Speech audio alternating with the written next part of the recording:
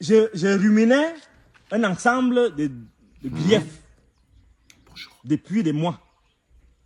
Et l'occasion m'est donnée par le discours du chef de l'État pour monter au Camerounais, à mes frères camerounais et à mes plus petits, au noyau familial, Betty, Fang Betty Boulou, le niveau de haine que ce pouvoir entretient. Je répète, le discours du chef de l'État hier me donne l'occasion, par le contenu du message présidentiel, de dire aux Camerounais le niveau de haine, le niveau de violence, le niveau de décrépitude dans lequel ce pouvoir est enraciné. Et j'ai pris cet exemple de Hubert Monondiana pour vous faire comprendre, et c'est ce que je vais vous montrer tout à l'heure, pour vous faire comprendre jusqu'où ce pouvoir mérite d'être banni, mérite d'être déchu. Parce qu'il entretient les haines, de la violence, de la haine et de l'improductivité. Ce régime est improductif. Ce régime dans lequel je vis est d'une violence inouïe. Je le dis pas juste par rancœur, par tout ce qu'on peut dire, mais je le dis parce que ce que je vis, ce que les Camerounais vivent, j'espère que vous me comprenez très bien. On a sacrifié tout un trimestre. L'année passée, on a sacrifié toute une année scolaire. Parce que les gens sont dans les logiques de faire prévaloir la violence d'État sur les revendications légitimes des enseignants. Le président a dit hier que des mesures appropriées, en fait, la répression va s'abattre sur l'enseignant. Le président Paul Biya, je répète, a dit qu'une violence, je l'interprète comme telle, ils vont sévir. Je viens de vous montrer l'exemple comment ces gens considèrent l'ancien. Hubert Monondiana, humilié à la présidence de la République. Mais vous allez voir les obsèques officielles prononcées. C'est-à-dire que le cynisme, le comble du cynisme. Et tout à l'heure, je vais vous faire voir quelque chose où vous allez comprendre la nature réelle de ce régime. Vous avez vu tout à l'heure les confidences de Hubert Monondiana à un journaliste pour dire qu'il a demandé son évacuation sanitaire et on lui a dit que le rendez-vous est obtenu, il est parti voir Vondoyolo. Je parle en Vondoyolo parce qu'il faut que vous compreniez pourquoi je lui parle. Parce que all this mess, comme on dit en anglais, ce désordre, ce sont ces gens qui sont autour du président. Et ces gens, pas parce que le président est sain, parce que justement, il ne peut s'entourer des frères du village, dont la particularité est que ce sont des gens méprisants. Ce sont des gens particulièrement avares, particulièrement haineux, particulièrement de mauvais cœur, particulièrement des gens énervants, et des gens particulièrement engagés dans la discrimination. Discrimination tribale en plus. Donc, on ne peut pas s'attendre à mieux que ça. On ne peut pas s'attendre à mieux que ça pour ce régime. Monondiana sera enterré en janvier. C'est moi. Mais vous voyez le niveau de dédain, le niveau de mépris que ce pouvoir avait envers lui. Parce qu'il n'était pas dans leur chose. Parce qu'il n'était pas dans leur loge. Parce qu'il n'était pas dans leur combine. Parce qu'il n'était pas dans leur crime. Et je vais vous montrer, je répète, je vais vous montrer tout à l'heure, je vais vous garder cette vidéo pour les années qui vont venir. Où moi-même je vis. Où s'il m'arrive quelque chose, ils viendront là. M'ayant dépouillé de tout. Ils viendront là montrer jusqu'où ils aimaient leur fils. Ils aimaient leur frère. Ils aimaient leur petit-fils. Ils aimaient le philosophe. Je vais vous montrer où, tout à l'heure où j'habite. Je vais vous montrer jusqu'où ces gens m'ont clochardisé. Et pourquoi je dis que ce régime doit disparaître à jamais. ce pouvoir donc promis que les anciens seront sévèrement persécutés. Parce que leur priorité, c'est les NAM. Et je vais, tout au long de l'année, je vais parler de ces autres écoles-là. De ces écoles où ils ont mis main basse pour former une élite prédatrice, une élite, et je vais montrer les combien qui sont dans ces écoles-là. Les NAM, l'IRIC, la police, l'armée, la gendarmerie. Donc ils ont mis main basse sur ce pouvoir. Et le pouvoir boulou, des super boulous, a fait main basse sur ce pays. Et ils ne veulent pas qu'on parle. Et si tu parles, tu es clochardisé. Il va me montrer tout à l'heure où je vis. Tu es clochardisé. Ou tu es du MSC. Mais il demande la solidarité des Écans. Donc, c'est le premier message que je voulais vous montrer, que vous voulez donner, envoyer à ce pouvoir, c'est cela. Bondoyolo. Vous êtes comptable de ce qui arrive. Vous êtes comptable de ces échecs de votre frère du village, de sang. Paul Biya. Dites ce que vous voulez.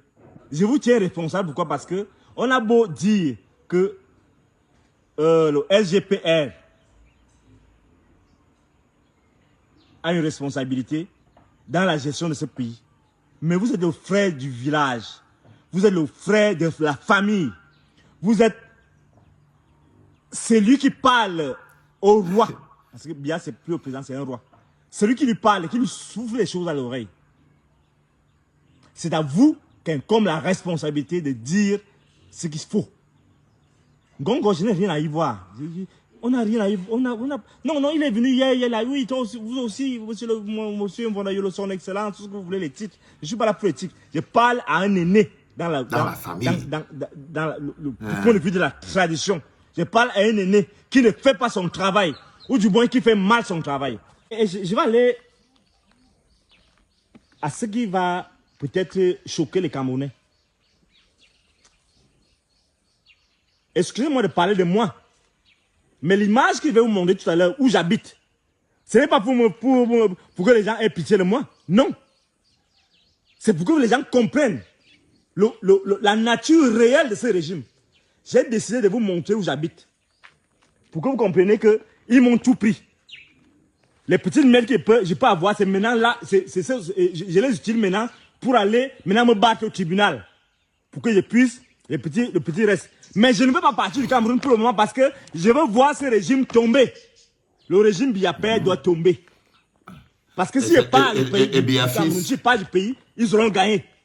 Le régime je ne vais donc pas partir. Doit tomber. Je vais assumer, j'assume. Je vis avec mes porcs. Pour que les Camerounais comprennent. Pour qu'après, qu'ils ne viennent pas détourner les cadavres des gens, comme ils vont le faire avec mon Diana maintenant. Alors qu'ils ont refusé de faire une évacuation sanitaire. J'ai décidé de faire cette vidéo pour que vous puissiez voir vous-même et que le jour J, que personne n'ait accès à mon corps. Il faut entrer parce que je viens d'aménager. Vous voyez? Ce que je voulais vous montrer, c'est ça, en haut ici. Vous voyez? Est-ce que vous observez? Vous voyez comment les tôles sont... Je me suis battu pour avoir... Vous voyez comment c'est percé? C'est un ami. Bon, pas un ami. C'est un Camerounais, colonel d'armée, qui m'a donné ces tôles, vieilles tôles-là. Parce qu'il n'avait pas... Vous voyez ici, les tôles sont neuves. Vous voyez ici, les tôles sont neuves. Je me suis battu pour avoir... Mais ici, tout le derrière, c'est les tôles percées parce qu'il fallait absolument que j'aménage. Il faut que vous voyez ça. Bon, ici, c'est là où je mets l'aliment des porcs. C'est déjà fini. Donc, ce que je vais vous montrer, c'est ça. Vous voyez? Voilà où je vis. Voilà où je vis. Voilà les gens qui gouvernent ce pays parce que, après, quand je vais mourir là, si je meurs là maintenant, vous allez les voir faire organiser les grandes cérémonies pour faire ceci, ceci. Alors qu'ils sont organisés pour tuer toutes les possibilités d'émancipation de ce peuple. Bonjour les enfants, c'est papa. Mon mur est un asile psychiatrique à ciel ouvert et ma salle d'attente est toujours bondée. Bienvenue dans le deuxième podcast de la journée les enfants, bienvenue à la clinique. Je vous le dis toujours les gars, Quand le changement devient inéluctable, même les actes de conservation les plus compliqués deviennent des actes de changement.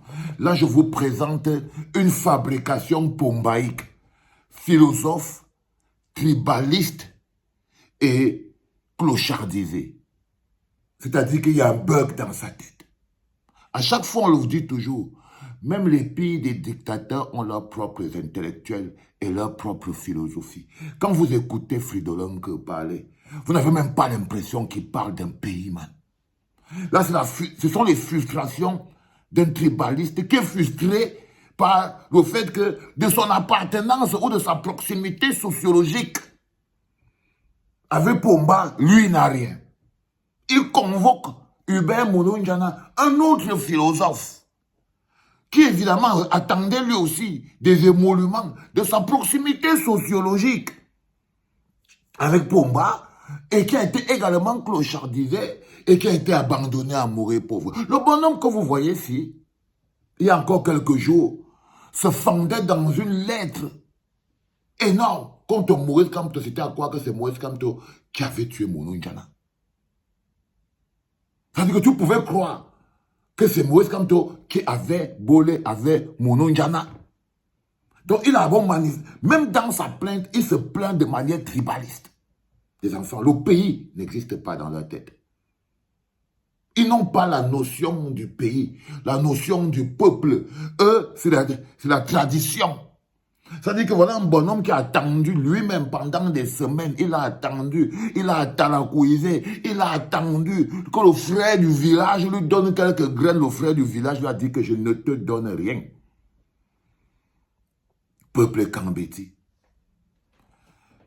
La conception du Cameroun que vous avez doit changer. Parce que le Cameroun, ce n'est pas un village écan.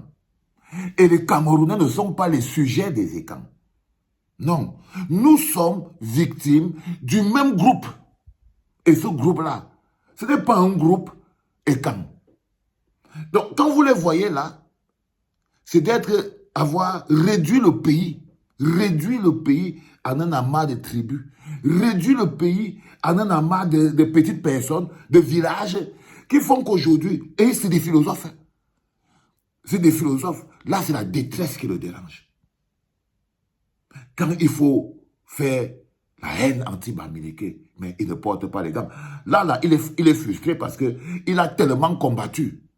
Il a tellement essayé d'infirmer, il a tellement essayé d'humilier les autres tribus, notamment les Bamileke, par le truchement de Maurice Kamto, que malgré tout ça, les toits de la maison n'est pas la maison n'a pas les tôles. Oui, peuple Kam, votre haine envers les autres ne vous rapportera jamais rien. La haine que vous avez envers les autres Camerounais, la haine que vous avez envers moi, votre frère, celui-ci, quand il ouvre la bouche sur moi, il m'appelle de tous les noms.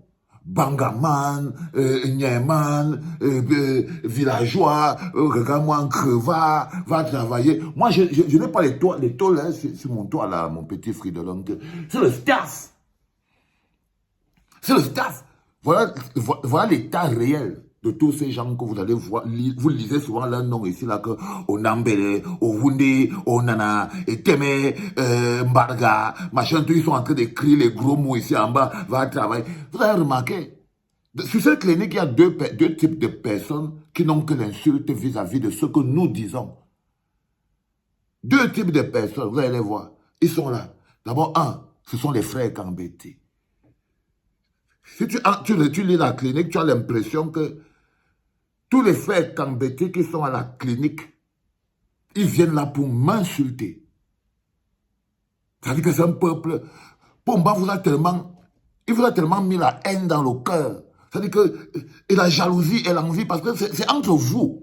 C'est ça qu'il est en train de faire là. C'est ça qu'il est en train de faire là. Il oublie qu'on est un pays. Et il dit qu'il va appeler Mvondo Yolo. Parce que Mvondo Yolo, c'est le frère du village. C'est le frère du village. Vous allez les voir ici, ils vont venir là. Oh, quand les Bamileke disent un peu quelque chose contre Kamto là, quand les Bamileke vont te lâcher, tu vas voir. Regardez-moi les gens comme ça. Oui, même leur tête, même dans leur tête, ils sont les derniers de la classe. Même dans leur tête, ils sont les derniers de la classe. Et vous verrez que la plupart d'entre eux sont super fans. La seule page où les super fans n'ont que les insultes à la bouche sur la personne qui est... C'est ici à la clinique, non, les gars. Ici à la clinique, 80% des super fans que j'ai ici à la clinique, c'est des mitrailletteurs. C'est-à-dire que les gars attaquent, mais tu vas travailler, dis donc. Fiche la paix, dis donc. Autant là, dis donc. Vraiment, valser vos chips. Oui. C'est ça votre première leçon, les enfants. Avoir réduit le pays en un amas de tribus. Le prix est clair. C'est misère. Ça ne peut pas être une grande personne. Fridolin n'est pas une grande personne. C'est un mécréant. Comme la plupart, d'ailleurs, qui ont réduit le pays en une tribu. Et qui aujourd'hui sont en train de payer le prix de ça. Je vous dis qu'on est en 2004. Les factures qui vont tomber en 2024, mais vous allez voir. Vous allez que l'année sera longue, hein. L'année sera longue, les gars. Elle sera très longue. C'était le deuxième podcast de la journée de la famille. C'était papa.